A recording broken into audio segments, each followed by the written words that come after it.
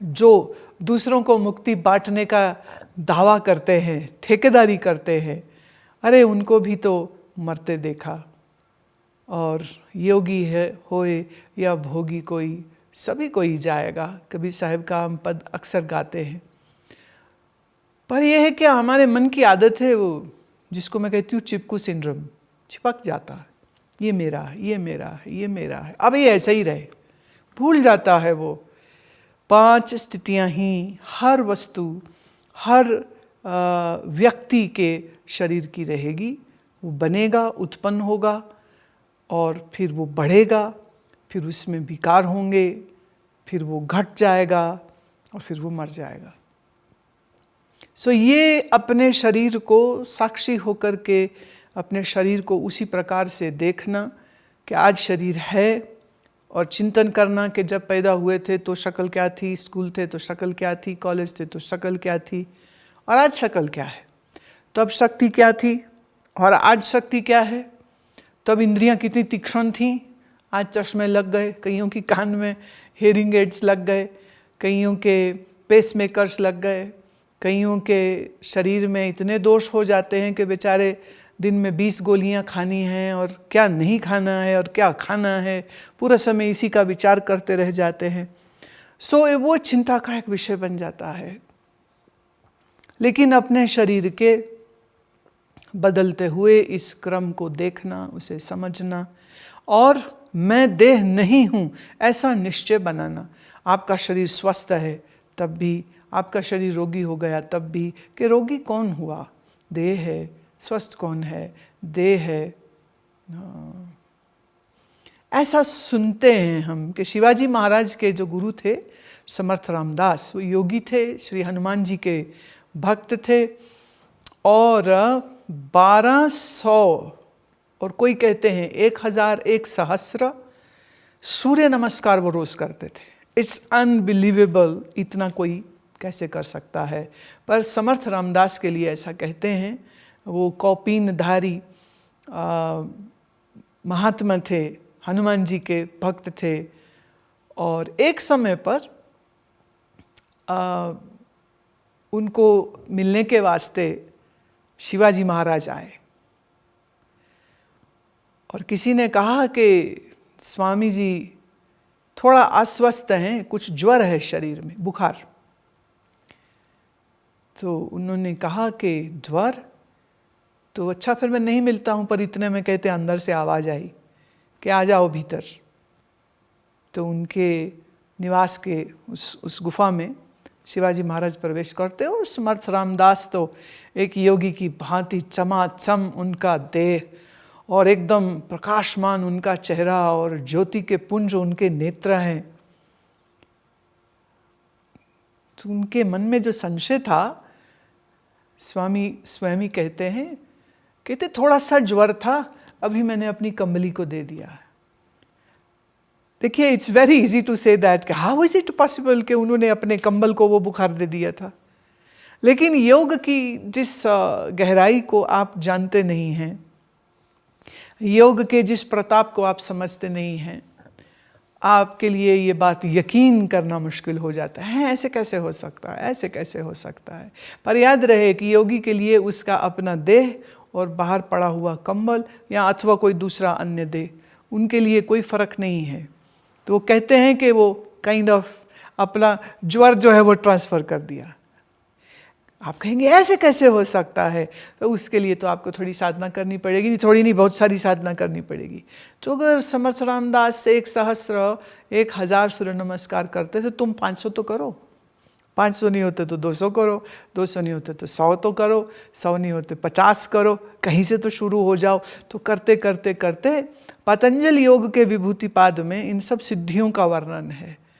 अणिमा, लघिमा, महिमा इत्यादि ये जो सिद्धियां हैं, तो योग मार्ग में इन सिद्धियों के उपयोग से योगी अपने शरीर के किसी ज्वर या किसी रोग जो कि व्यवहारगत, जैसे बाहर बहुत ज़्यादा शीत हो गया या बाहर एकदम बहुत ज़्यादा गर्मी हो गया, या जिस जल को पिया उस जल में कोई कृमि, कोई बैक्टीरिया था, तो शरीर है ना, तो योगी का शरीर भी उस रोग को पकड़ सकता है, पर योगी को फिर यह भी मालूम है कि उसको वो रोग मुक्त कैसे कर सकता है।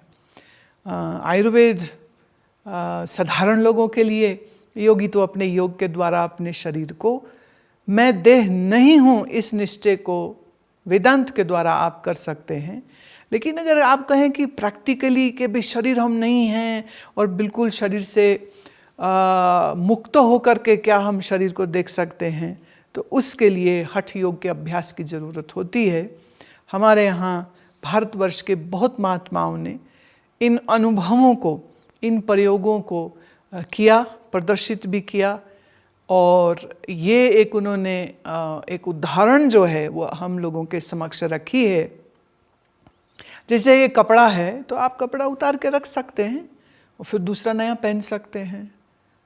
तो योगी इस शरीर को अपने वस्त्र से अधिक नहीं मानता। ज्ञानी ज्ञान सुनता है और निश्चय से कहता है ये देह मैं नहीं हूँ, पर योगी के द्वारा के पास एक एडिड चीज़ होती है कि जब चाहे तो वो अपने देह को छोड़ भी सकता है और जब चाहे तो अपने देह की आयुष को रोक भी सकता है। और यही कारण है कि हमारे यहाँ ऐसे बहुत से योगी रहे हैं जिनको हम कहते हैं कि उनको आयु छू के भी नहीं जाती, वो जैसे पहले थे तैसे आज होते हैं। माने 50 साल बाद भी आप अगर जिंदा रहें और आप उन्हें देखें तो लगेगा हैं स्वामी जी तो बदले ही नहीं, स्वामी जी तो बिल्कुल वैसे के वैसे हैं। अब आप कहें हमने तो ऐसा कोई देखे नहीं, तो ये आपका भाग्य है, हमने तो देखे हैं, इसलिए हम अपने अनुभव से ये बात कह सकते हैं। निश्चित रूप से ये बात थोड़ी और गहरी और थोड़ी योग और हठ योग की और पतंजल विभूति की तरफ भी चली गई। पर खैर, आप यह जानिए कि जितना आप अभ्यास करती हैं, जितना आप साधना करती हैं, मनन करती हैं, ये सब तैयारी ही तो है ना। मृत्यु की तैयारी मृत्यु की घड़ी में नहीं होती है। मृत्यु की तैयारी जीवित रहते हुए जीवन के हर पल में उसको करनी पड़ती है। आप कर रही हैं और मैं आशा करती हूँ कि आपकी जो इच्छा है सो आपकी निश्चित रूप से पूर्ण हो। अगला प्रश्न हम ले रहे हैं आनंद वधवा कोलकाता से।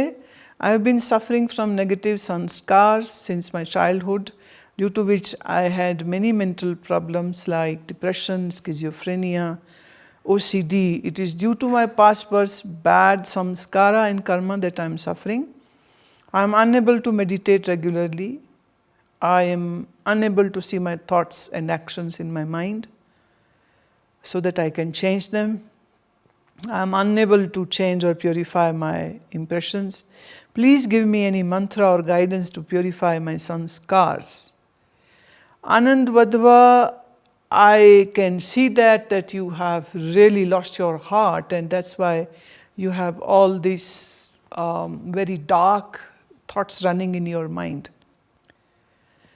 To do any meditation, one surely needs a very, very healthy body and a very healthy mind. As you have already mentioned, depression, schizophrenia, OCD, all these things have been your problems. So you have a very long history of a very unhealthy mind. But there is no reason for you to think that can't be changed. See, you have written the question, and it is your good fortune that I am answering this question.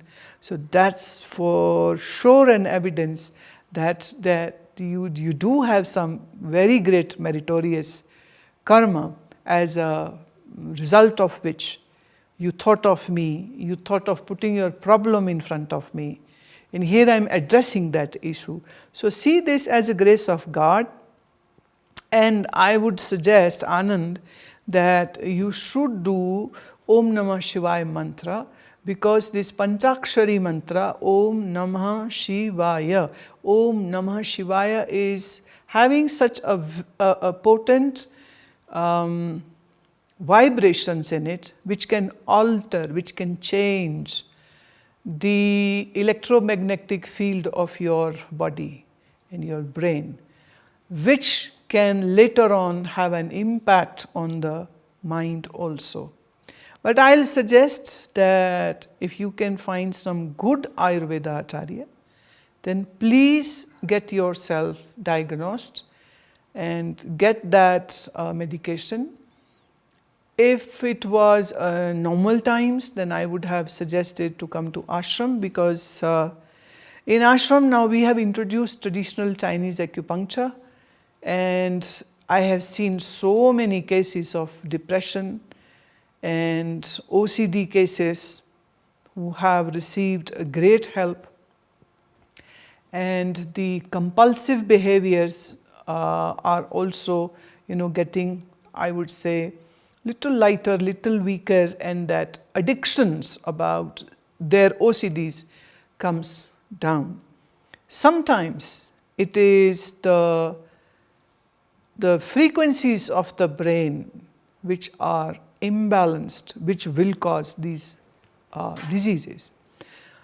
So issue is this, that now because of the corona, the ashram is still not open, so we are not available as such.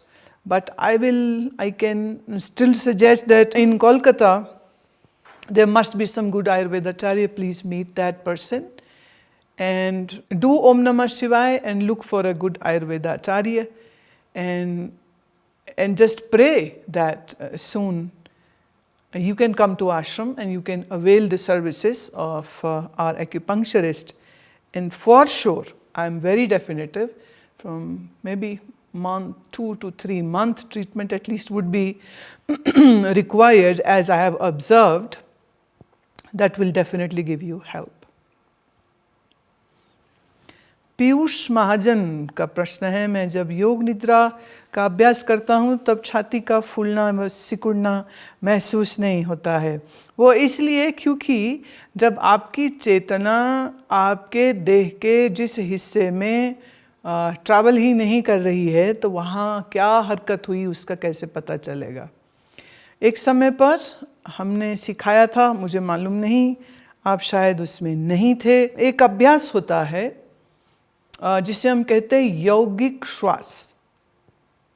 इस यौगिक श्वास के द्वारा हम isolated abdominal breath को महसूस करते हैं, और आइसोलेशन हम thoracic region की कर सकते हैं, और and we can experience the chest expansion and contraction when we are breathing in and out.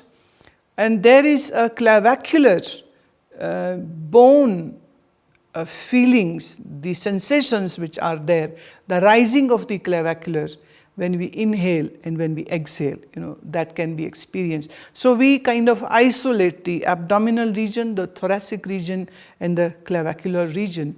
Also, there is a way to experience that when the lung is expanding, then it is not only expanding in the frontal region, it's also expanding in the back, it's also expanding on the sides. And unfortunately, if you are not aware of this, how to do that, you will find it difficult to experience in the योग निद्रा time. पर अभी आप ये भी कर सकते हैं कि जब आप रीढ़ की हड्डी सीधी करके बैठें, आँख बंद करके बैठें, और श्वास जब गहरा लें बैठे हुए में, तब अपने सीने पे एक हाथ रखिए और फिर श्वास भरिए, और 10-1 मिनट इसी तरह गहरा श्वास लेना छोड़ना करते रहेंगे। तो क्योंकि अब हाथ है तो हाथ से आपको सेंसेशन ज़्यादा अच्छे से आ जाएगी। फिर धीरे धीरे उस हाथ को हटा दीजिए और मन से उसको देखने का अभ्यास करेंगे। फिर निश्चित रूप से जब आप योग निद्रा करेंगे तब वहाँ ये अनुभूति आपके बहुत काम आएगी। प्रश्न है उद्धव और ध्रुव चोपड़ा, टोरंटो कनाडा से। बच्चों के सवाल बहुत बढ़िया होते हैं। पूछते हैं कि कृष्ण कहते हैं अर्जुन युद्ध करो, हार गए तो स्वर्ग मिलेगा, जीत गए तो राज सुख भोगोगे। ये किस स्वर्ग की बात कह रहे हैं? दूसरा, कृष्ण उन्हें लालच क्यों दे रहे जबकि उसकी कोई इच्छा ही नहीं है, और गुरु को मार के उसको क्यों स्वर्ग मिलना चाहिए? ये मेरा संशय है, इसको आप दूर करिए।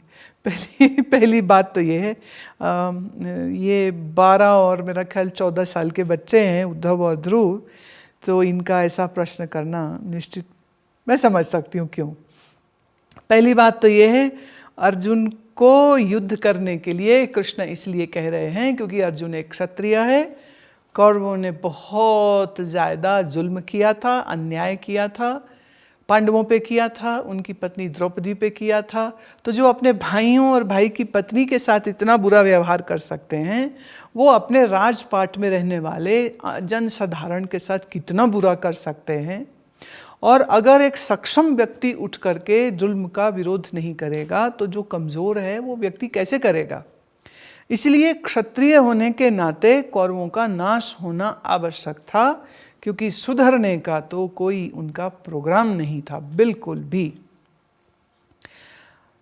तो अब किस स्वर्ग की बात करते हैं श्री कृष्ण। देखिए, स्वर्ग कोई बाहर किसी लोक का नाम नहीं है, लेकिन ऐसे समझो उद्धव कि आप रात सोएं और आप सपना देखें कि आप ओंटारियो लेक पे गए हैं, पिकनिक कर रहे हैं और आप चॉकलेट्स खा रहे हैं और आप बोट राइड कर रहे हैं, आप आइसक्रीम खा रहे हैं, आप बॉल के साथ खेल रहे हैं, बलून्स के साथ खेल रहे हैं, मतलब जो भी आपको पसंद है वो all the best things are being done and then you wake up.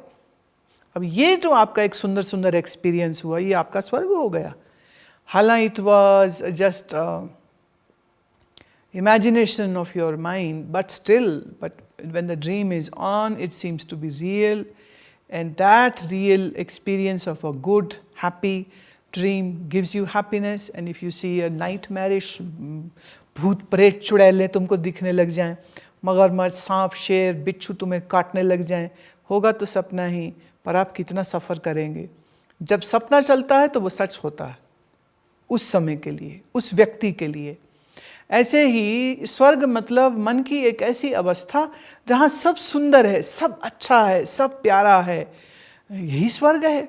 और नरक हो जाएगा कि जहाँ वही सांप बिच्छू और काट रहे हैं और गंदगी है और आप भूखे प्यासे हैं और आपको कुछ मिल नहीं रहा। भले ये स्वप्न होगा बहुत अच्छा या बहुत बुरा, लेकिन आपके लिए वो सच हो जाता है।